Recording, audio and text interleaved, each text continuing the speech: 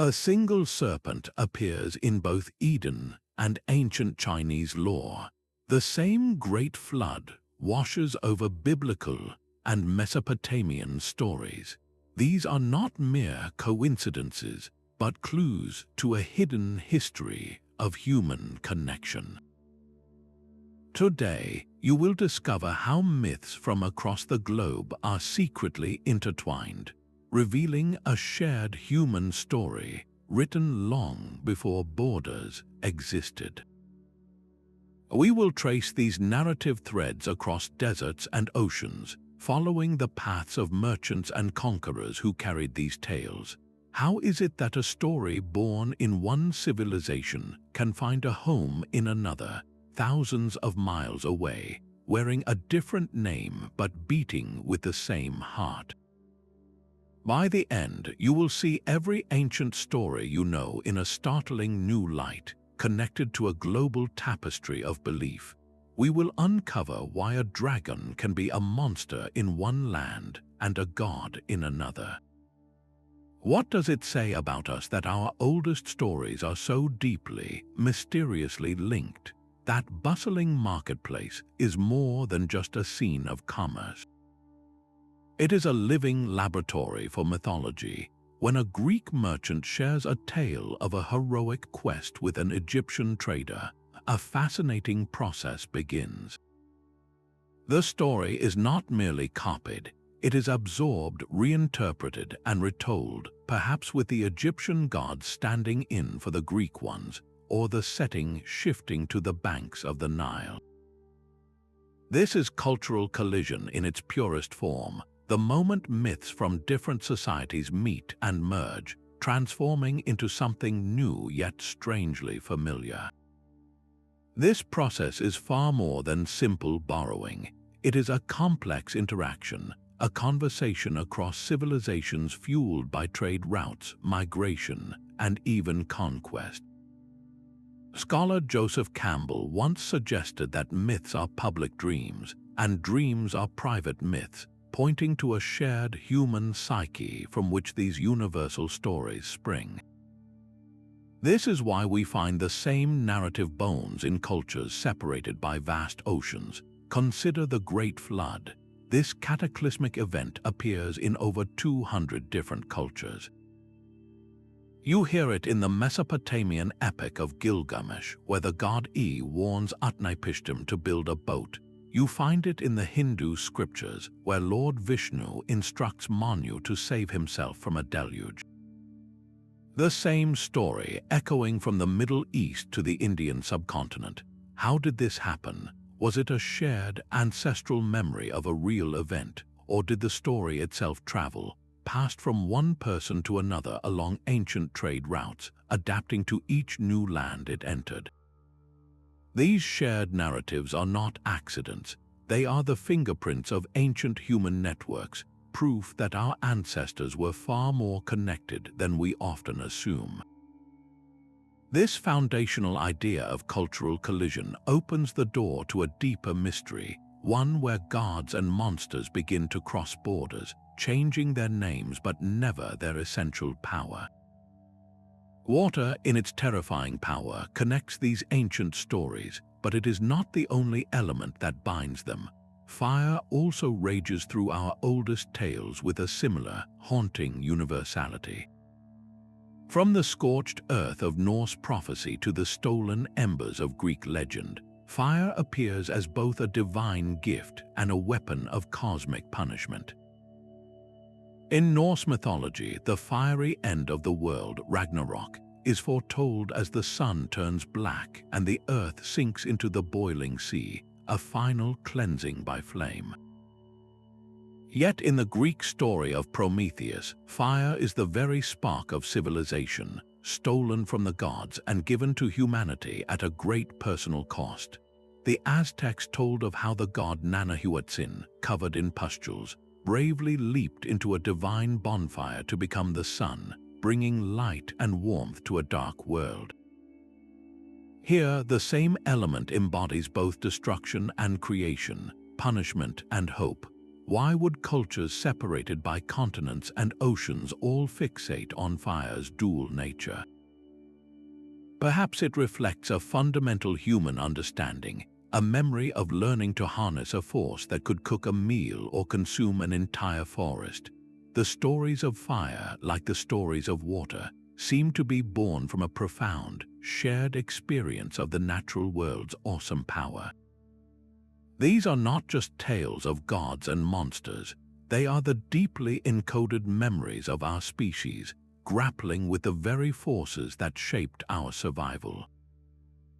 Two gods chained to rocks for their defiance, one in Greece and one in the frozen north. Prometheus, the titan who stole fire for humankind, suffers an eagle tearing at his liver for all eternity. Loki, the shape-shifting Norse god, is bound with the entrails of his son, a serpent dripping venom onto his face. Their punishments are eerily similar, but their stories began worlds apart. How did these two complex figures, both tricksters who challenged the divine order, emerge in cultures separated by such vast distances? The answer lies not in coincidence, but in a shared ancestral root. Long before the Greeks and Norse became distinct peoples, their Indo-European ancestors told stories around campfires, stories that featured a clever, amoral figure who broke the rules. As these peoples migrated across Europe, they carried this archetypal character with them. In the sunny, structured world of Mount Olympus, this trickster evolved into Prometheus, the thoughtful benefactor who used his cunning for humanity's gain. In the harsh, icy realms of Asgard, the same core character became Loki, a far more chaotic and self-serving agent of change. One brought the gift of civilization, the other engineered the creation of Thor's mighty hammer, Mjolnir. Both actions were profound acts of creation born from deception. They exist in a grey moral area, celebrated for the gifts their chaos brings, yet punished severely for the disorder they sow. This reflects our own deep human ambivalence. We crave the progress that rule breakers bring, yet we fear the instability they create. The trickster is the embodiment of that tension, the necessary spark that forces a stagnant system to change. And just as this archetype of the boundary crosser connects two great mythologies, another universal figure binds cultures together through her nurturing power, the Divine Mother. A mother's grief can literally change the world. The Egyptian goddess Isis scoured the entire land, desperately gathering the pieces of her murdered husband, Osiris, to breathe life back into him. Her devotion did not end there, for she then hid her infant son, Horus, in the marshes, protecting him from all dangers to secure his destiny as the rightful king. Across the Mediterranean, the Greek goddess Demeter roamed the earth in an agony of loss when her daughter Persephone was taken to the underworld. In her profound sorrow, she caused the earth to freeze, withholding all growth until a compromise was reached and her daughter could return for part of each year. In these powerful figures, we see motherhood defined not just by gentle nurture, but by fierce protection, relentless search, and a love so profound it governs the very cycle of life and death. Their stories are not merely personal tragedies. They are cosmic dramas that ancient peoples saw reflected in their own fields. The search for Osiris' body and the descent of Persephone mirrored the planting of the seed, its disappearance into the earth, and its eventual return as a new harvest. The mother goddess, in her grief and her ultimate triumph, became the living embodiment of this cycle, a divine promise that life could and would renew itself even after the darkest times. It is no surprise that these two specific goddesses began to merge in the ancient mind. After the conquests of Alexander the Great, Greek and Egyptian cultures intermingled for centuries. In this vibrant Hellenistic world, Isis and Demeter were often worshipped as one, their attributes blending into a single, powerful figure of maternal strength and agricultural bounty. This was not a random coincidence but a natural fusion. The deep, universal appeal of the Mother Goddess speaks to the most fundamental human concerns: fertility, protection, and the fragile hope that death is not an end. Why does this archetype of the grieving, yet ultimately victorious, mother resonate from Egypt to Greece and far beyond? She represents our most primal understanding of sacrifice and renewal, a cycle that finds its echo not only in the harvest but in the very structure of another profound myth, the story of the dying and rising god. A god is murdered, his body scattered across the land, only to be reborn as a ruler of the afterlife. This is the story of Osiris, the great king of Egypt, whose death and resurrection became the central hope of an entire civilization. Yet far across the sea, the Greeks told a strikingly similar tale of Dionysus, the god of wine, who was torn apart by titans and then restored to life. Both gods die a brutal, dismembering death, and both return transformed and powerful. This is no isolated coincidence. From the Mesopotamian shepherd god Tammuz, whose annual descent into the underworld brought summer drought, to the beautiful Adonis of the Near East, loved by a goddess and fated to die young, the same pattern repeats. A life is cut down, mourned deeply, and then miraculously returns. What force could possibly generate the same core story in Egypt, Greece, and the ancient Near East? The answer is written in the fields and the forests. These gods are the mythic embodiment of the agricultural cycle. The grain is cut down, the vine is pruned back to nothing, and the winter seems to kill the world, only for new life to push through the soil each spring. The dying and rising god was humanity's first and most profound metaphor, a divine promise that death is not a final end, but a necessary phase in a greater cycle of renewal. Ancient people were not just telling stories, they were building a psychological framework to cope with the terrifying unpredictability of nature. If the god could return from the underworld, then so too would the sun return after a long winter, and the rains would come after a bitter drought. This powerful idea did not stay in one place. The cults of Osiris, Dionysus, and Adonis traveled along the same bustling trade routes that carried spices, silks, and ideas. Merchants and soldiers carried these comforting rituals with them, and local populations recognized their own hopes reflected in the foreign tales, adapting them into their own beliefs. This archetype represents humanity's deepest attempt to reconcile with our own mortality, to find a sliver of hope in the inevitability of the end. And if a single life, even a god's life, can be part of a cycle of death and rebirth, what then of the entire world?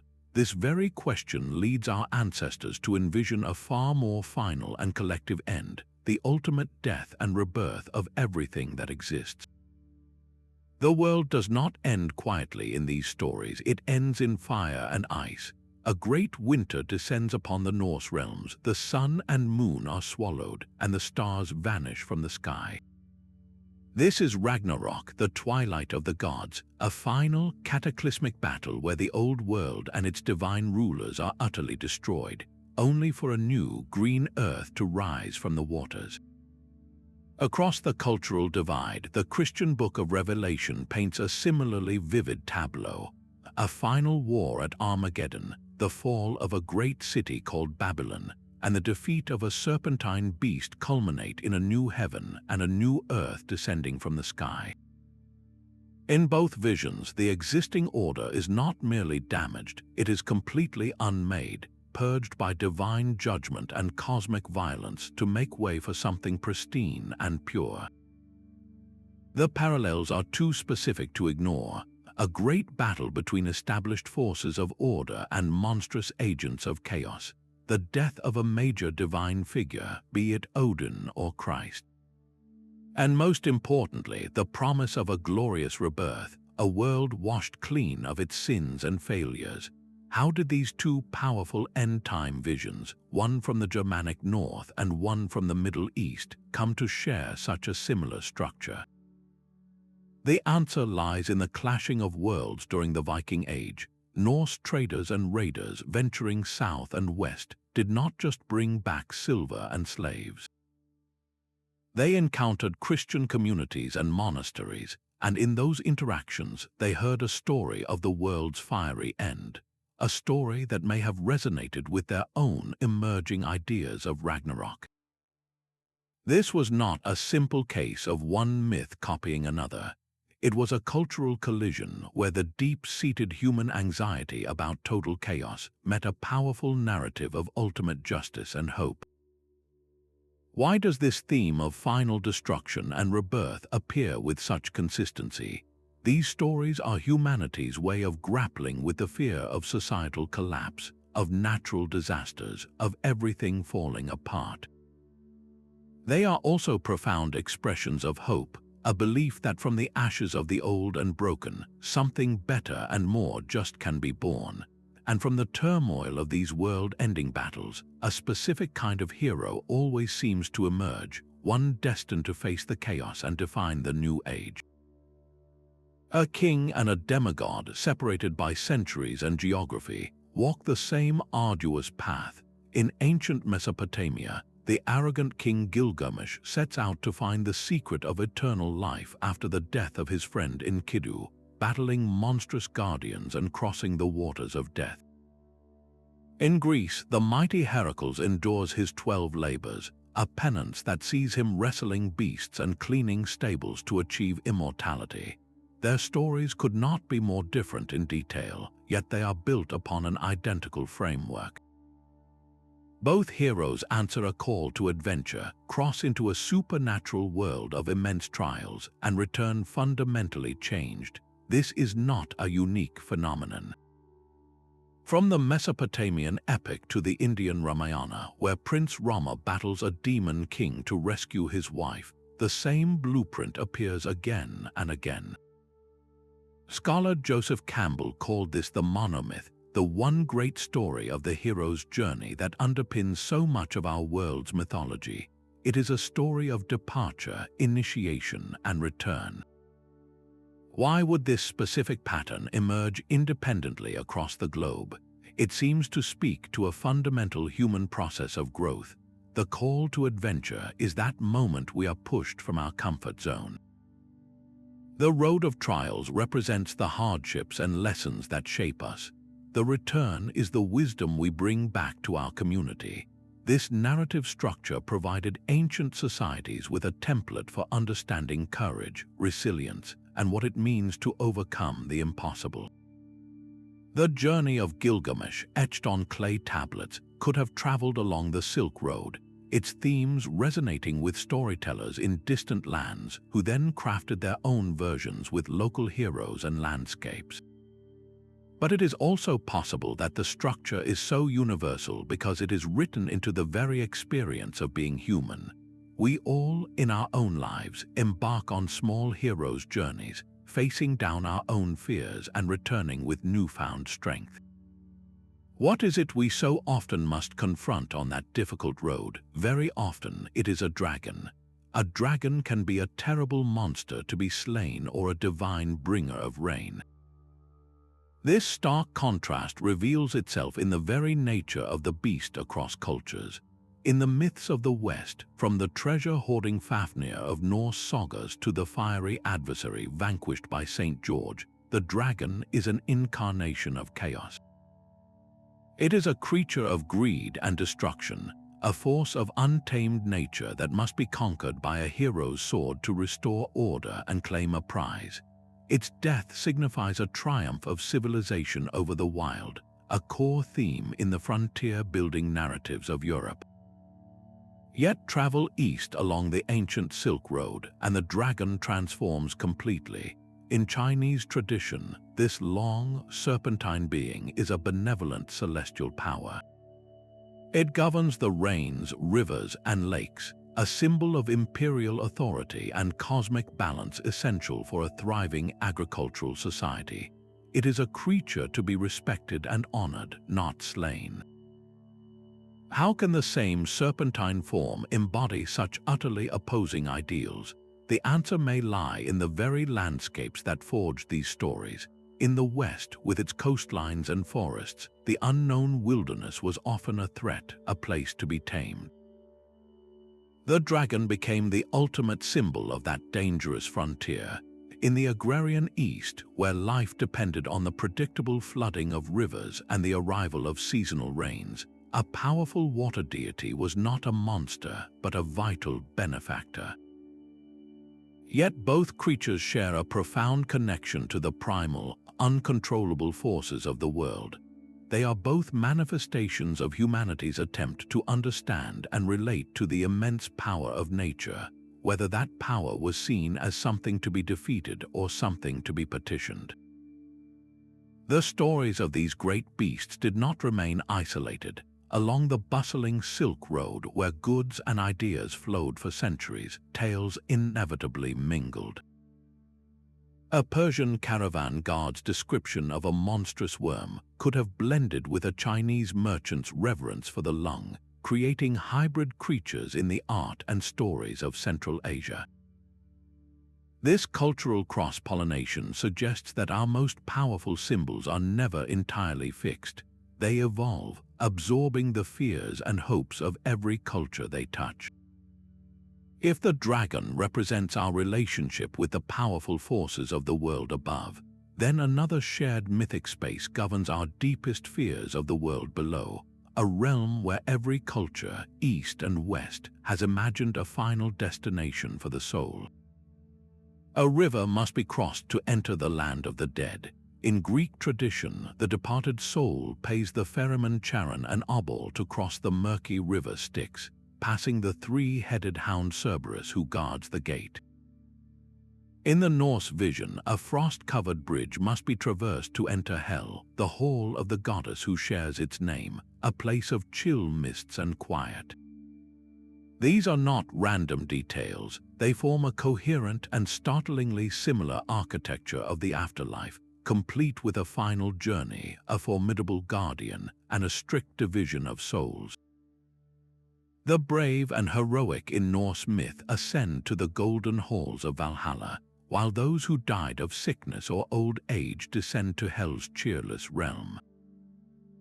The Greeks, too, divided the dead, sending the virtuous to the Elysian fields and the wicked to a pit of torment in Tartarus. This shared blueprint points directly to a common origin, a proto-Indo-European belief system carried by migrating tribes thousands of years ago. As these peoples settled across Europe, their core ideas about death adapted to their new environments and values. The Norse, living in a harsh world of constant conflict, prized a heroic death above all else. The Greeks, building complex city-states, emphasized societal order and proper ritual, reflected in the importance of a correct burial for a peaceful afterlife. Why would these specific elements of a river, a guardian, and a final judgment appear so consistently? They served a profound psychological purpose.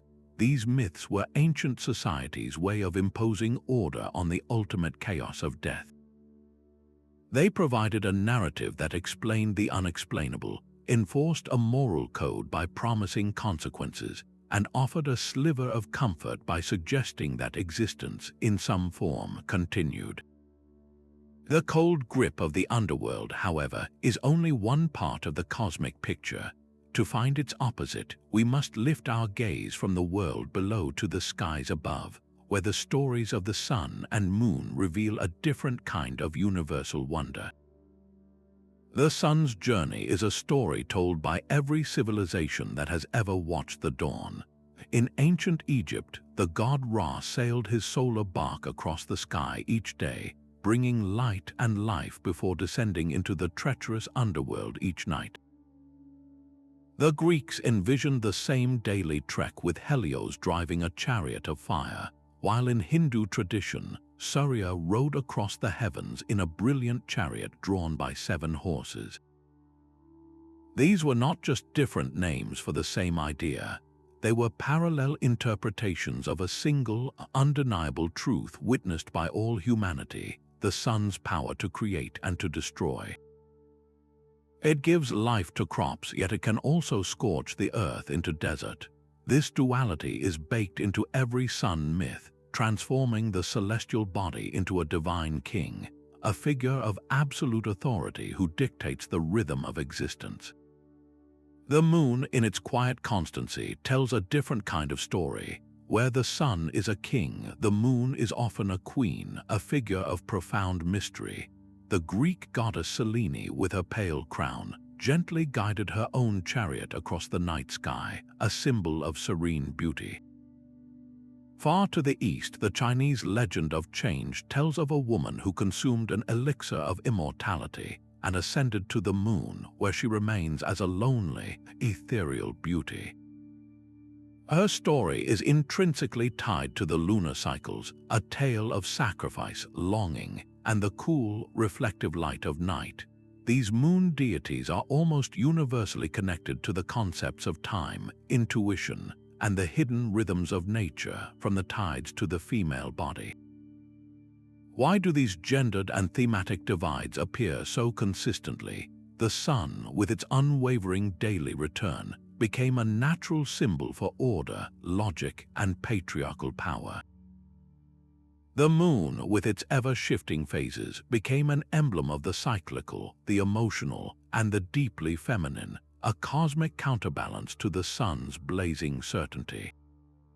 This personification of the heavens was not always an independent invention. While the basic awe of the sun and moon was universal, the specific stories attached to them traveled the world with astonishing speed. Ancient astronomers in Babylon charted the stars with remarkable precision, and their knowledge did not stay confined to their ziggurats. That data, and the myths woven around it, moved along trade routes into Greece, India, and beyond. A Greek philosopher learning from an Egyptian priest might hear of Ra's boat and see a new layer of meaning in the story of Helios. A traveler on the Silk Road would carry the tale of change to listeners who worshipped their own lunar goddess, sparking a subtle fusion of imagery and theme. The celestial bodies were a universal canvas, and every culture painted its own gods upon them, only to have those portraits blurred and blended by the constant movement of people and ideas. If our oldest stories about the sun and moon reveal a shared human instinct to explain the cosmos, then our creation myths take that instinct to its ultimate extreme, asking the one question that unites all of humanity: where did we come from? Before there was a world, there was only a swirling, formless void.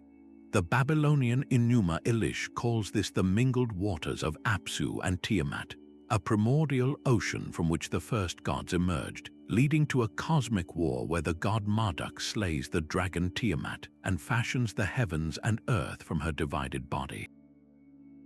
In Greece, the story begins with chaos, a yawning gap of nothingness that gives birth to Gaia, the earth, and Eros, desire, setting the stage for a divine lineage. Half a world away, the ancient hymns of the Hindu Rigveda ponder a different origin, questioning whether it all began with a cosmic egg, Hiranyagarbha, or from the immense sacrifice of the primal being, Purusha, whose body became every part of the universe. The details are wildly different: a dragon slain, a goddess born from nothing, a giant dismembered. Yet they are all telling the same fundamental story: the triumphant movement from undifferentiated chaos to structured cosmos. This narrative of order carved from disorder seems to be a foundational requirement for the human mind. We see it reflected in our own lives every time we build a home from raw materials or establish laws for a society. These myths provided the ultimate justification for the social order, explaining why kings ruled and priests presided, why the sky was separated from the earth, and why humanity had a specific, if often humble, place within this divine architecture. But how did these specific stories travel? The bustling trade routes connecting Mesopotamia and the Indus Valley were not just for goods. They were conduits for priests and storytellers, where a Babylonian scholar might share the epic of Marduk with an Indian merchant, whose own tradition of a cosmic sacrifice would then find a new resonance. This was a cross-pollination of cosmic proportions. The environment shaped these tales profoundly. A civilization like Babylon, situated between two powerful rivers, would naturally envision creation as a victory over chaotic, watery forces. A culture born in the rugged Greek landscape might see the world as emerging from a raw, elemental struggle. These creation accounts are more than just fanciful stories. They are the deepest answers a culture can give to the most profound questions of existence. And once a culture establishes how the world began, the next logical and deeply personal question immediately follows: how then did we begin? The very first humans were not born, they were sculpted from the earth itself. In the book of Genesis, Yahweh forms Adam from the dust of the ground and breathes life into his nostrils, later creating Eve from the man's own rib. This intimate act of divine craftsmanship finds a stunning parallel in the much older Sumerian myths, where the gods Enki and Ninhursag create the first humans from clay, pinching and shaping figures to bear the labor of the gods. Far to the east, the Chinese goddess Nuwa took yellow earth, diligently molding each figure by hand to populate the world. Whether it is dust, clay, or yellow earth, the material is always the same, the humble soil beneath our feet. Why would cultures with no known contact all settle on this same humble origin? The answer is written in the fields of the first farmers. These stories emerged in agricultural societies where people witnessed new life sprouting from the soil season after season. It was a natural, powerful leap to believe that humanity itself was formed from that same fertile ground, a divine seed planted by a god. But these creation stories carry a second, more troubling thread. In the Garden of Eden, the first couple's transgression, eating the forbidden fruit, leads to their fall from grace and expulsion into a world of toil and mortality. The Sumerian texts tell of how the god Enki denied humanity the gift of immortality, a similar theme of a lost golden age. This recurring motif of a primal mistake speaks to a universal human self-awareness. We seem to possess an innate sense that our condition is flawed, that we live in a world separate from a state of original perfection.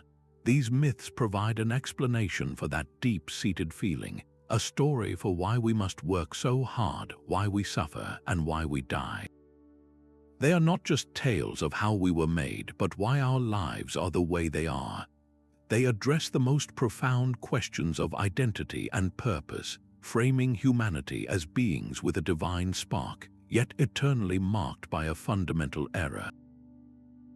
The spread of these narratives can be traced along the river valleys where civilization first took root, from the Tigris and Euphrates to the Yellow River, carried by traders and settlers who shared this foundational understanding of the human condition.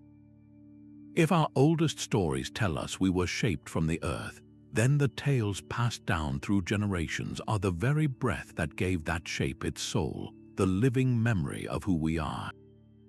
The stories of our origin were not locked away in libraries for millennia.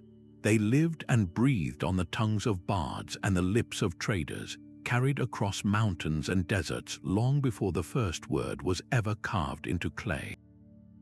This was the world of oral tradition, a vast, invisible network where myths were not fixed but fluid, evolving with every campfire and every marketplace.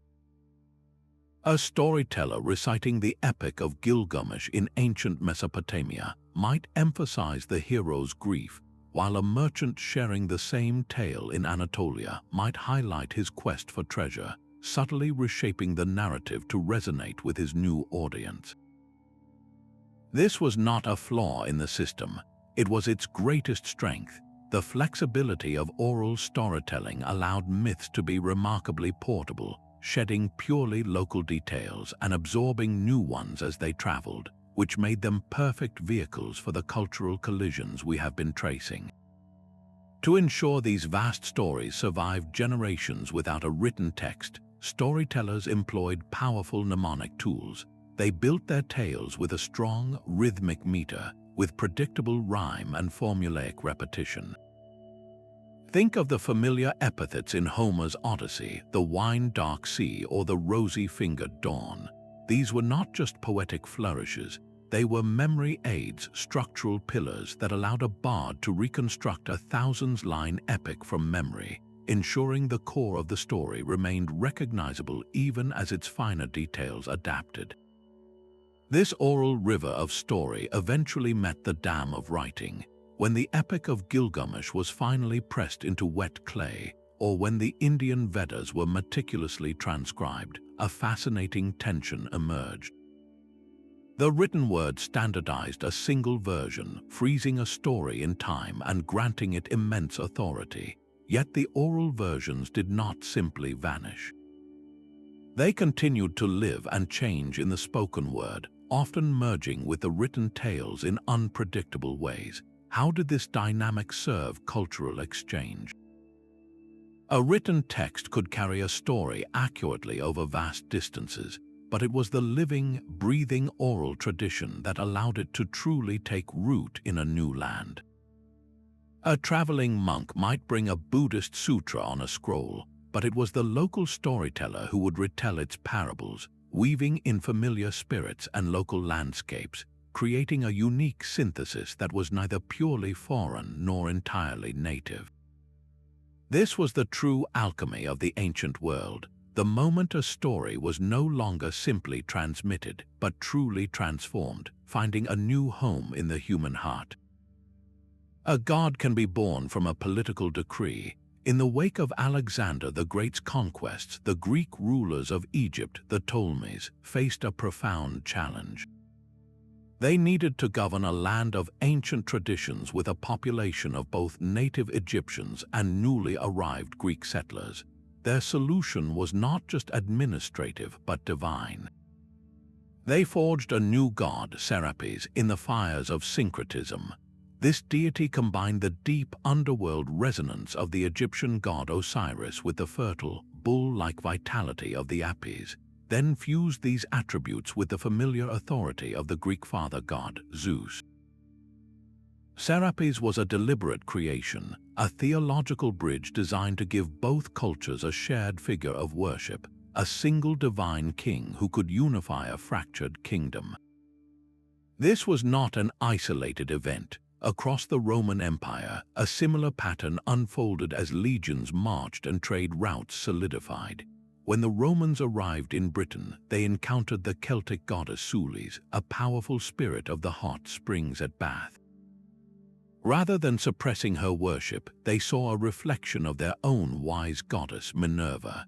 They built a grand temple and called her Sulis Minerva, a hybrid deity who answered prayers in both Latin and the local tongue. This process of syncretism, the blending of distinct gods into a new composite whole, reveals a crucial truth about ancient intercultural relations.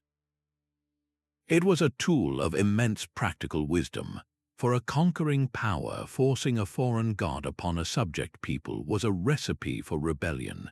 But by finding common ground in the divine, by saying your God and our God are essentially the same, they could reduce conflict and foster a fragile cohesion. What do these blended deities tell us? They are fossilized evidence of cultural negotiation. They show that myths were not static relics, but dynamic, living systems that responded to political and social pressures. This human tendency to seek common ground in our stories of the divine allowed entire mythological systems to be exchanged, not through conquest alone, but through a quiet, persistent search for shared meaning. The story of these merged gods is a testament to our enduring desire to connect, even when our beliefs seem worlds apart.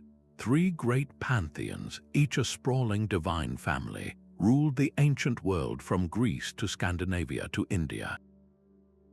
At the head of each sits a powerful Sky Father. Zeus hurls his lightning bolt from the peak of Mount Olympus, the undisputed king of the Greek gods. In the frozen halls of Asgard, the one-eyed Odin presides, having traded his eye for infinite wisdom. And in the vibrant cosmos of Hindu tradition, Indra, the lord of the heavens, wields his thunderbolt, the Vajra, commanding storms and order. These are not just similar gods, they are linguistic cousins. The very names Zeus, the Latin deus, and the Sanskrit deva all echo from a single ancient word, deius, meaning to shine, the original Sky Father of the Proto-Indo-European people. As these tribes migrated across continents, their chief god adapted to new realities. Zeus became a ruler of a bureaucratic, city-state pantheon. Odin evolved into a wandering, shamanistic king of warriors. Indra remained a cosmic champion battling primal chaos. Their shared origin is undeniable, a divine bloodline written into the roots of language itself. This familial structure extends to other specialized roles. The thunder god appears in each pantheon with explosive force. The Greek Zeus, the Norse Thor with his mighty hammer Mjolnir, and the Hindu Indra again, all channel the terrifying and life-giving power of the storm. Even the Trickster, that essential agent of chaos and change, finds his place. The Norse have Loki, the Greeks had Hermes in his more playful aspects, and the Hindus have Narada, a sage who sometimes stirs up trouble to set a greater destiny in motion. Why would such specific archetypes persist across thousands of years and miles? They represent fundamental forces that every society, regardless of location, must contend with and explain: the need for kingly authority, the raw power of nature, and the unpredictable spark of innovation and disorder. Yet the differences between these pantheons are just as revealing as their similarities. The gods were shaped by the very land their worshippers inhabited. For the Greeks, a seafaring culture navigating the treacherous Mediterranean, the god Poseidon, the earth shaker and lord of the seas, held immense and often fearsome power. For the ancient Hindus, an agrarian society deeply dependent on the cosmic order of seasons and monsoons, Varuna, the guardian of cosmic law and the celestial waters, was a far more crucial figure. The Norse gods, living in a world perpetually on the brink of a long winter, are defined by a grim fatalism, forever preparing for their inevitable doom at Ragnarok. The Greek gods, in contrast, seem to enjoy a more eternal, if often dramatic, existence on their sun-drenched mountain. These pantheons were not just collections of fantastic stories. They were the ultimate reflection of the societies that created them, divine mirrors of human fears, professions, and the environments they struggled to survive. History provided the stage for these divine families to meet. When Alexander the Great's armies pushed into the Indus Valley, they brought their Greek gods with them. For the first time, Zeus looked upon Indra. The result was a fascinating period of cultural exchange, with Greek artists sculpting statues of the Buddha in the style of Apollo, and local Gandharan art showing a clear blend of Hellenistic and Indian themes. This was a direct collision of mythological systems, where conquerors and the conquered saw their gods through a new, hybrid lens. These pantheons show us a world both vast and intimately connected, where the same ancient stories diverged down countless paths, only to be woven back together by the relentless movement of people and ideas. And just as the gods themselves reflect the worlds of their worshippers, so too do the legendary places they were said to call home. A perfect city lies submerged beneath the waves, a glittering kingdom of wisdom and justice lost to the ocean in a single day and night. Plato's Atlantis was more than a story. It was a philosophical device, a cautionary tale about the hubris of a civilization that fell out of favor with the gods. Yet this same yearning for a hidden, perfected world echoes across the Himalayas in the Tibetan Buddhist legend of Shambhala, a secluded realm of enlightened beings, a kingdom hidden somewhere beyond the snow peaks, waiting for a time of great darkness to reveal its wisdom and restore peace to the world. One is a memory of a perfect past, the other a promise of a perfect future, yet both serve the same profound purpose. They are moral mirrors held up to their own societies, reflecting an ideal of harmony, justice, and spiritual purity that stands in stark contrast to the flawed reality of the everyday. How did these two potent ideas, one from ancient Greece and one from the Buddhist world, come to share such a similar soul? The pathways were literal, not just philosophical. The Silk Road was not only a conduit for silk and spices, but for monks and philosophers. Greek thought, carried east after Alexander's conquests, met Buddhist philosophy in the bustling crossroads of Central Asia. It is not difficult to imagine a traveling sage, steeped in Plato's allegories, sharing tales of a lost ideal city with a Buddhist monk, who would then see a reflection of their own hidden kingdom, Shambhala. The stories did not copy one another, they resonated, each culture finding a familiar truth in the other's myth and adapting it to its own spiritual landscape. This speaks to a universal human longing, a deep-seated desire for a place where society functions as it should, free from the corruption and strife we know too well. These utopian visions are escapes, yes, but they are also aspirations. They are the maps we draw for a world we wish to build. And just as we dream of these perfect kingdoms, we are equally haunted by the stories of their opposites, the grim warnings of what happens when that ideal collapses into dystopian ruin. The desire to reach heaven is an ancient and perilous ambition. In the biblical story of the Tower of Babel, humanity unites to build a city with a tower that scrapes the sky, a monument to their own collective power. Their divine punishment is not fire or flood, but a profound fragmentation of their single language into countless tongues, scattering them across the earth in a sudden, irreversible confusion. Centuries earlier and a world away, the Greek myth of Icarus tells a similar story on a personal scale. The young man, gifted with wings crafted by his father, Daedalus, is warned not to fly too high. Yet drunk on the thrill of flight, he soars ever upward until the sun's heat melts the wax holding his wings together, sending him plunging into the sea. One story is about a civilization's pride, the other an individual's recklessness, yet they are bound by the same fatal flaw, hubris, the arrogance that tempts mortals to challenge the domain of the gods. This theme echoes even in the Hindu epic, where King Trishanku desires to ascend to heaven in his mortal body. He enlists a sage to perform a great sacrifice, and while the king does rise into the sky, he is halted midway, suspended forever between earth and heaven as a celestial warning. These are not coincidences. They are a chorus of caution sung across cultures.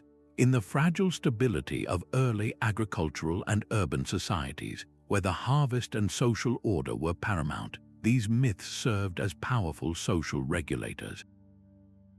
They reinforced the idea that there is a natural order, a boundary between the human and the divine that must not be crossed. To challenge this order was to invite chaos, a punishment that echoed the very real anxieties of a community facing unpredictable nature or the destabilizing march of new technology.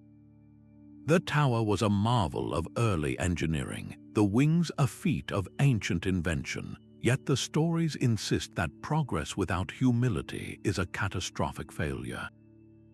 They ask us to consider our own place in the grand scheme, to question whether our ambitions are lifting us up or setting us up for a devastating fall.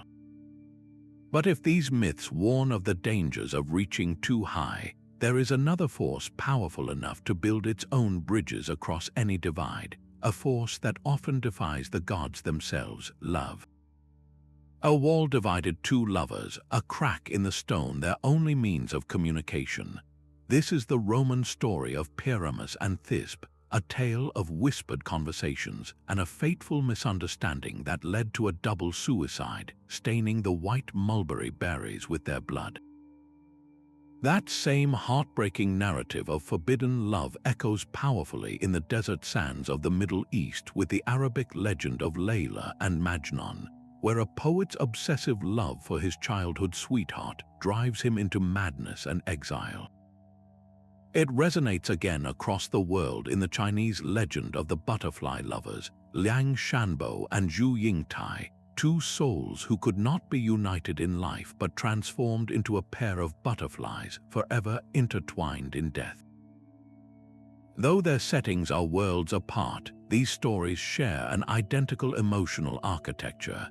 They are all built upon the brutal conflict between the heart's deepest desires and the rigid, unyielding walls of social expectation, whether those walls are built of family feud, class division, or strict tradition. The journey of these tales is a map of cultural exchange. The story of Layla and Majnun, born from Arabic oral poetry, traveled through Persian literature and was eventually carried along trade routes into Europe. There, its themes of impossible, all-consuming love found fertile ground, likely influencing the development of later European romances. This was not a simple act of translation, but a process of deep adaptation. Each culture that embraced these stories remade them in its own image, dressing the universal core of tragic love in local costumes and setting it against a familiar social backdrop, ensuring the emotional impact would feel immediate and true to its new audience. So why does this specific story of doomed romance appear with such persistence? It speaks to a fundamental human experience, the agonizing pain of a love that society deems unacceptable. These narratives give a grand, poetic voice to a private, universal anguish. They transform personal heartbreak into epic tragedy, allowing us to witness the ultimate cost of forbidden desire and to mourn for a purity of feeling that the world could not allow to live. And when love itself is not enough to conquer the walls of the world, what force remains? The answer often lies in a spell, a potion, or a curse, pulling us into the shadowy realm of magical intervention. A sorceress's power can turn a hero into a beast, both literally and metaphorically. The Greek enchantress Circe did not merely transform Odysseus's men into swine. She revealed their innermost natures, reflecting a deep-seated fear that civilization was only a thin veneer over a more primal self. Across the sea in Colchis, the Princess Medea used her potent magic to help Jason seize the Golden Fleece, her arts capable of rejuvenating an old man by boiling him in a magical cauldron. Yet her power, unbound by Greek custom, made her both invaluable and terrifying, a foreigner whose abilities defied their understanding. These figures are not unique to the Mediterranean. In the mists of Celtic Britain, Morgan Le Fay wielded her enchantments, a healer and a foe to King Arthur, her motives as complex and shifting as the legends themselves. And in the Hindu tradition, the witch Putana was sent to kill the infant Krishna, a demoness whose very milk was poisonous, yet in her death she achieved an unexpected salvation. These sorceresses from vastly different cultures share a common thread. They exist in a space of profound ambiguity. Their magic is a form of knowledge that operates outside the sanctioned order, making them simultaneously feared and respected, sought after and ostracized. They illuminate ancient anxieties about gender, power, and foreignness. A woman with such potent, independent agency was often viewed as a threat to the patriarchal structures of heroism and state. Her magic, frequently tied to herbs, potions, and whispered spells, represented a manipulation of nature's fundamental forces, a human attempt to control an unpredictable environment through means that were neither fully divine nor entirely mortal. This exchange of magical lore was not confined to myth. Along the same trade routes that carried spices and silks, merchants and travelers exchanged remedies, amulets, and beliefs. A recipe for a healing poultice in Egypt might find its way to a Greek apothecary, its origins forgotten but its power absorbed into local practice. A protective chant from Mesopotamia could blend with a Celtic spell against evil spirits, creating a blended, practical magic that served the daily needs of people across the ancient world.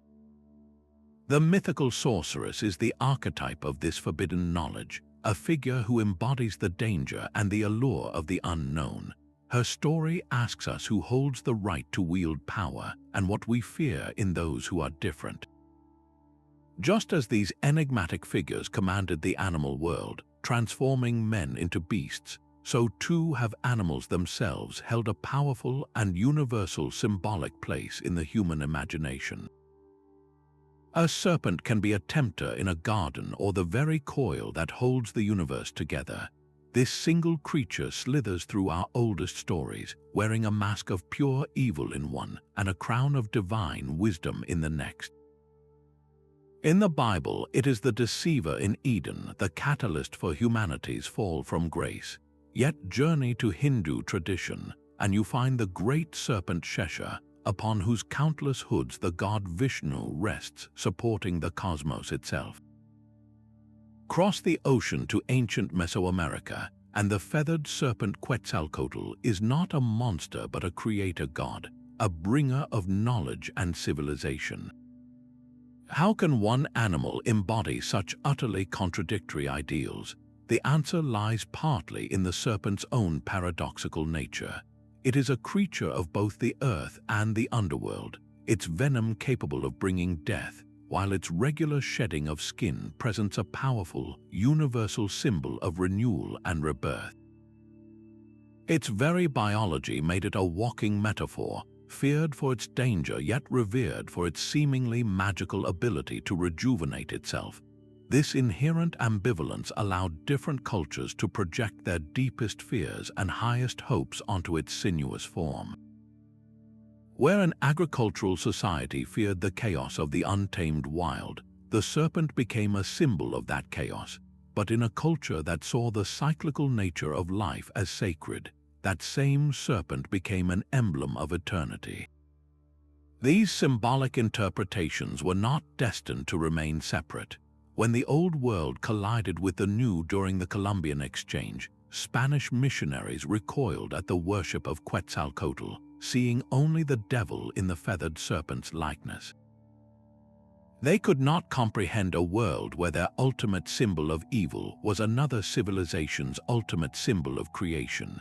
This was a profound collision of mythological frameworks, where the same animal form represented cosmic order in one and cosmic rebellion in the other. The serpent's enduring power across millennia and continents speaks to its unique ability to encapsulate our most fundamental dualities: life and death, chaos and order, temptation and enlightenment. It is a mirror reflecting what each culture most fears and what it most desires to understand. And just as the serpent transforms itself by shedding its skin, so too do our oldest tales speak of a more profound personal transformation, where the very essence of a being is rewritten. A human being can become a tree, a spider, or a wolf.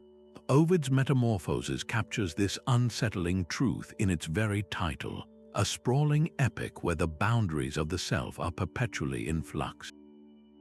The nymph Daphne, fleeing the god Apollo, prays for escape and is answered when her father transforms her into the first laurel tree, her limbs hardening into bark, her hair into leaves. This is not a simple magical event. It is a profound exploration of identity under duress, a permanent alteration to escape a dire fate. The same narrative logic pulses through stories far beyond Rome. Among the Navajo and other Native American traditions, the trickster coyote is a master of change, shifting from animal to human form to outwit enemies, or, just as often, to fall prey to his own greed and arrogance. One tradition is poetic and literary, the other rooted in oral storytelling, yet both understand transformation as a fundamental law of existence. These myths are ancient tools for grappling with the most unsettling aspects of life. A metamorphosis can be a punishment, like the boastful Arachne being turned into a spider for her hubris. It can be a reward, like the pious bosses and filemen becoming intertwined trees to remain together for eternity. Or it can be a simple, pragmatic escape, like Daphne's.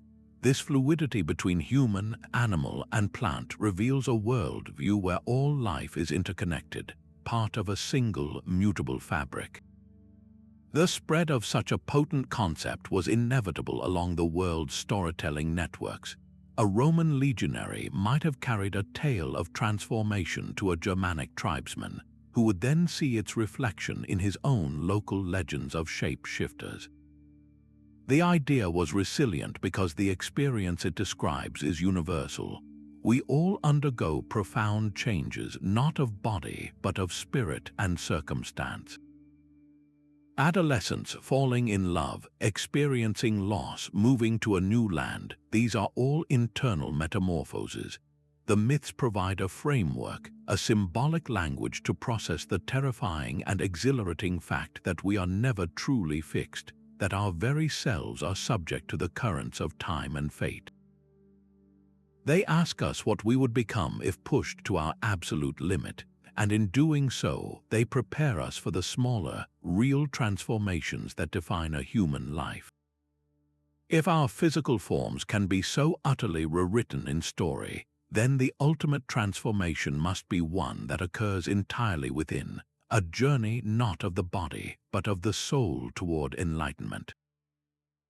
A prince abandoned his palace in the dead of night, leaving behind a life of luxury to become a wandering ascetic. Siddhartha Gautama's journey was a radical rejection of the material world, a quest for answers to the fundamental problems of human suffering, old age, and death. His path of extreme self-denial and deep meditation, culminating in enlightenment under the Bodhi tree, is one of history's most profound spiritual narratives. Yet this archetype of the seeker who turns his back on society is not unique to India. The Greek philosopher Pythagoras traveled to Egypt and Babylon in his relentless pursuit of esoteric knowledge, establishing a community bound by strict ascetic rules. The Abrahamic traditions, too, are filled with prophets who retreated into the wilderness. Moses encountered the burning bush in the desert, and Jesus fasted for 40 days in the Judean wilds, facing temptation and emerging with divine clarity. Each of these figures, from different corners of the ancient world, embarked on a similar voyage inward through renunciation and solitude to confront the deepest truths of existence. How did these parallel stories emerge across such vast cultural divides? The bustling Silk Road provided the perfect conduit for this exchange of spiritual ideas.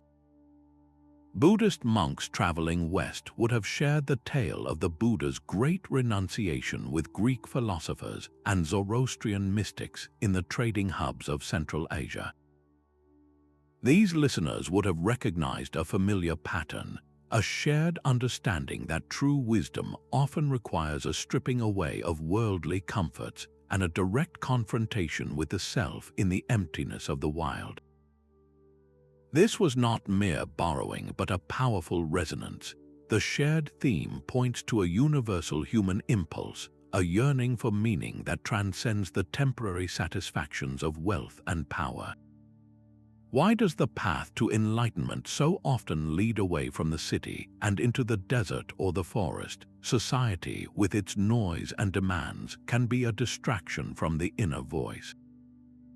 The solitude of the wilderness forces a confrontation with the raw essence of being, breaking down the ego to make room for a higher understanding. These quests are the ultimate hero's journey, but the treasure they seek is not a golden fleece or a holy grail.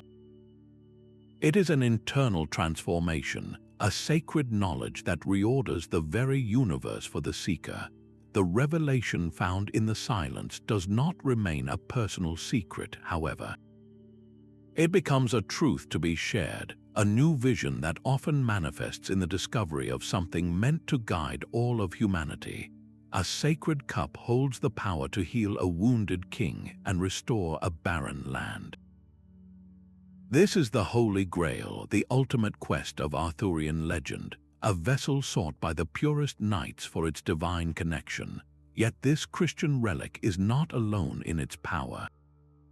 In the ancient hymns of Hindu tradition, the gods churn the ocean of milk to obtain Amrita, the nectar of immortality, a potion that grants eternal life.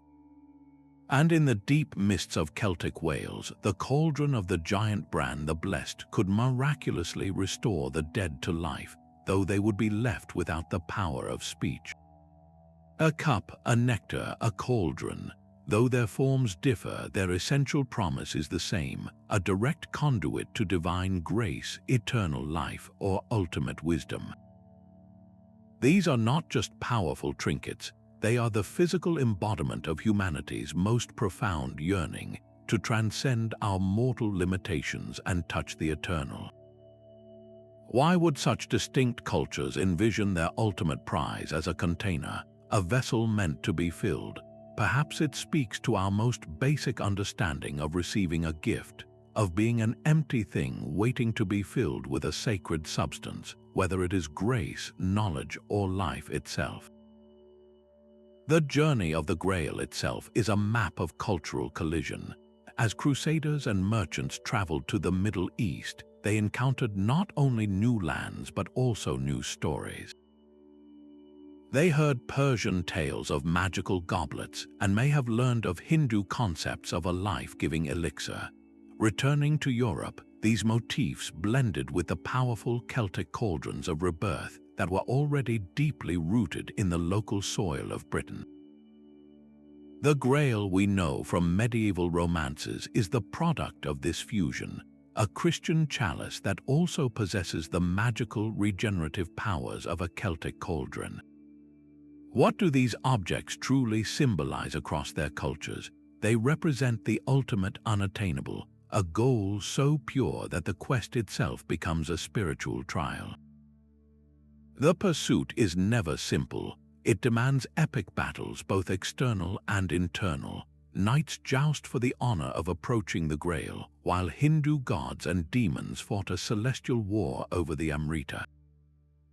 These conflicts are more than physical struggles.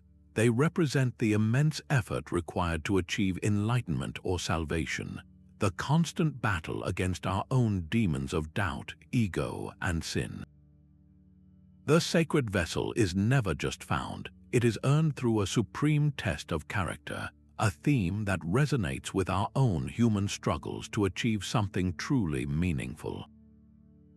Two epic wars separated by a continent define the very soul of their civilizations. In the sprawling plains of Kurukshetra, the Mahabharata unfolds a cosmic conflict between the Pandava brothers and their Kaurava cousins, a war that envelops the entire known world, with gods and sages choosing sides. Across the sea, the siege of Troy captures a decade-long struggle between Greeks and Trojans, sparked by a single act of passion but fueled by a complex web of honor, pride, and divine whim. At first glance, these stories seem worlds apart, yet they are bound by a shared, ancient architecture. Both are colossal family feuds escalated to the scale of total war. The Trojan conflict pits the Greek king Menelaus against the Trojan prince Paris, who stole his wife. The Kurukshetra war is a dynastic struggle between blood relatives. In both, the heroic code is paramount. The Greek champion Achilles wrestles with his rage and his desire for glory, while the Mahabharata's greatest warrior, Arjuna, freezes on the battlefield, paralyzed by the moral horror of fighting his own kin. His divine charioteer, Lord Krishna, then delivers the Bhagavad Gita, a profound discourse on duty and righteousness, just as the gods on the slopes of Mount Olympus debate the fates of Greek and Trojan heroes. These are not simple tales of good versus evil.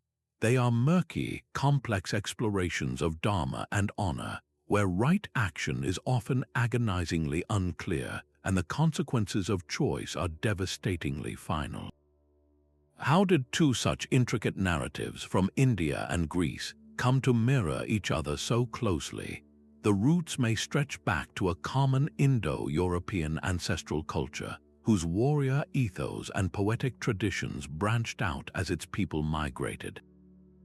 Later, the conquests of Alexander the Great opened a direct corridor between the Hellenistic world and the Indian subcontinent, allowing for the possibility that motifs, character types, and philosophical dilemmas could have been exchanged and recognized as kindred stories.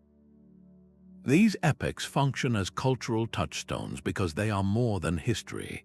They are the grand arenas where a society works out its deepest questions about fate versus free will, the individual's duty to the state, and the terrible, beautiful price of honor. They provide a shared language of heroism and tragedy that has resonated for millennia. From the chaos and moral ambiguity of these foundational battles, a pressing question naturally emerges for any civilization. How do we impose order once the dust has settled? This leads us directly to the myths that lay down the first laws, the divine blueprints for justice itself. The universe itself was built upon a foundation of justice. In ancient Egypt, this was not an abstract idea but a living force personified as the goddess Maat. She was the principle of truth, balance, and cosmic order, the harmony that held chaos at bay and ensured the sun would rise each morning. For a pharaoh to rule legitimately, he had to uphold Maat, a sacred duty to maintain equilibrium between the gods, humanity, and nature itself. A similar order governed the Greek world through Themis, the serene Titaness of divine law and custom. She represented the unwritten, fundamental rules that even the gods on Olympus were bound to respect, the very bedrock of justice that preceded the more human-focused laws delivered by her daughter, Dike. And far to the east, the intricate Hindu concept of dharma served an analogous purpose. It was the cosmic law underlying right behavior, social order, and one's sacred duty within the grand structure of the universe. A king's dharma was to rule justly, a warrior's was to fight honorably, and every individual had their own path to follow to sustain the world's balance. These are not just similar ideas, they are the same profound insight emerging in three great cradles of civilization. The principle that the cosmos is not chaotic but moral, and that our actions, both human and divine, either uphold or unravel that delicate fabric. How did this specific blueprint for a just universe travel such vast distances? The pathways were both political and philosophical. When Alexander the Great founded the city that bore his name in Egypt, he created a vibrant hub where Greek and Egyptian thought mingled for centuries. Greek philosophers and administrators encountered the deeply embedded ideology of Maat, and they saw its reflection in their own Themis. This was a meeting of minds, not just of myths. Later, as trade routes solidified, these Hellenistic ideas filtered eastward, where Greek notions of cosmic order would have encountered the ancient and sophisticated Indian explorations of Dharma. The exchange was likely one of mutual recognition, a profound sense that different cultures had independently arrived at the same fundamental truth about how the universe operated. Why was this concept of divine justice so vital? It provided the ultimate rationale for social cohesion and ethical behavior. A myth where a god is punished for breaking a law or a hero is rewarded for upholding it is more than a story. It is a divine endorsement of a moral code. It tells people that honesty, courage, and righteousness are not just human conventions, but are woven into the very structure of existence. The promise that the cosmos itself cares about justice is one of the most powerful and comforting ideas humanity has ever conceived. This foundational belief in a moral universe gives our oldest stories their enduring weight, transforming them from simple fables into guides for living and frameworks for understanding our place within an ordered whole. A soul's journey does not end at the grave, but takes two profoundly different paths toward eternity. In the ancient traditions of India, the wheel of reincarnation turns endlessly, guided by the unbreakable law of karma. Every action in this life echoes into the next, determining the form a soul will take in its subsequent birth, from a humble insect to an enlightened sage. This cycle of death and rebirth continues until the soul achieves moksha, a final liberation from the wheel itself. Meanwhile, across the world, a different promise took root within Christianity. Here, the hope is not for another life on earth, but for a singular, transformative event, the resurrection of the physical body to live eternally in a restored creation. One vision offers a long journey of spiritual refinement across countless lifetimes, while the other promises a definitive victory over death in a single, glorious moment. These two powerful ideas did not develop in isolation. When Alexander the Great's armies reached the Indus Valley, they opened a door for a remarkable meeting of minds. Greek philosophers who had long pondered the immortality of the soul with Plato sat with Indian sages who spoke of its endless transmigration. For the first time, the West encountered the concept of karma, the idea that our moral choices have consequences that reach beyond a single lifetime. These dialogues were a true collision of cosmic perspectives, forcing each side to reconsider the very nature of identity and eternity. Why did these distinct visions of the afterlife emerge and persist? They each provide profound answers to the most painful human questions. The concept of reincarnation and karma offers an explanation for the apparent injustices of the world, why one person is born into privilege and another into suffering, framing it not as random cruelty, but as the result of actions from a past life. It motivates ethical behavior by linking today's choices directly to tomorrow's existence. The promise of resurrection, in contrast, offers comfort through ultimate divine justice, a final day when every wrong will be righted and every tear wiped away. Both systems, in their own way, use the afterlife to enforce a moral code and give meaning to the struggles of the present. They reflect a fundamental cultural divide in how we see the self. Is your identity a single, unique story that reaches its climax at the end of time, or is it an ancient, evolving essence on a slow journey toward perfection? Our modern world is still shaped by the echoes of this ancient collision, leaving us to wonder which path the soul ultimately takes. Marvel's Thor is not just a superhero, he is a modern echo of Odin's son, his hammer Mjolnir a direct inheritance from the Norse sagas, yet his story is now framed by the cosmic politics of a cinematic universe. This is the new syncretism, where ancient gods are resurrected and remixed for a global audience. Neil Gaiman's novel American Gods takes this collision even further, staging a literal war between the forgotten deities brought by immigrants to America and the new gods of media, technology, and the stock market. These contemporary stories are not creating from nothing. They are drawing on the very same patterns of cultural collision we have traced across history.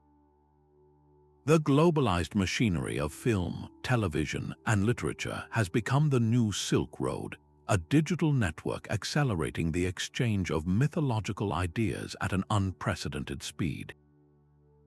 A Japanese video game can seamlessly blend Shinto spirits with Norse runic magic, while a fantasy series might weave together Celtic folklore and Arthurian legend into a single tapestry. This is cultural collision on a scale the ancient world could never have imagined. Why do these modern retellings resonate so powerfully?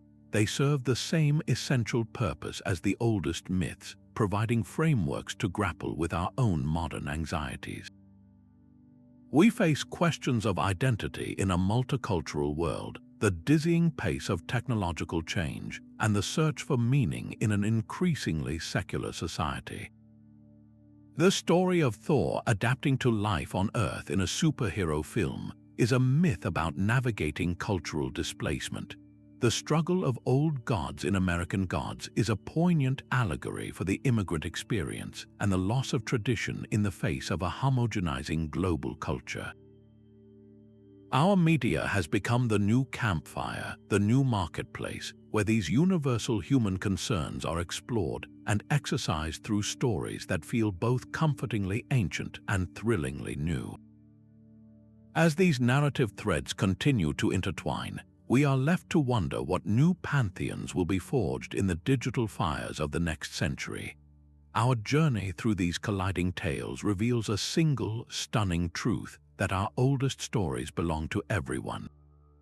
From the great flood that echoes across 200 cultures to the hero's quest that defines our own struggles for growth, these narratives form a global tapestry woven with threads of shared hope, fear, and wonder. They were never meant to be confined by borders. They are the original open source code of the human spirit, passed from merchant to monk, from parent to child, adapting and evolving with every new voice that carried them forward. This living dialogue between cultures offers us more than just fascinating connections. It provides a profound insight into our collective past, revealing ancient trade routes and forgotten migrations written not in stone but in story.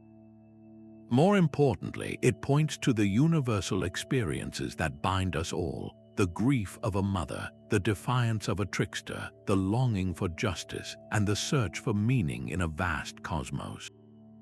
These myths encourage us to look past the artificial divisions of the modern world and appreciate a heritage that is fundamentally shared. Every myth you know, from the one you heard as a child to the epic playing out on screen, has distant cousins in lands you may never visit. They are all part of the same great, sprawling family of human imagination.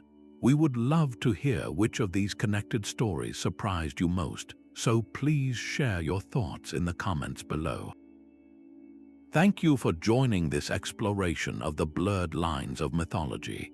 If you enjoyed tracing these narrative threads across time and space, subscribe for more journeys into the stories that secretly shape our world.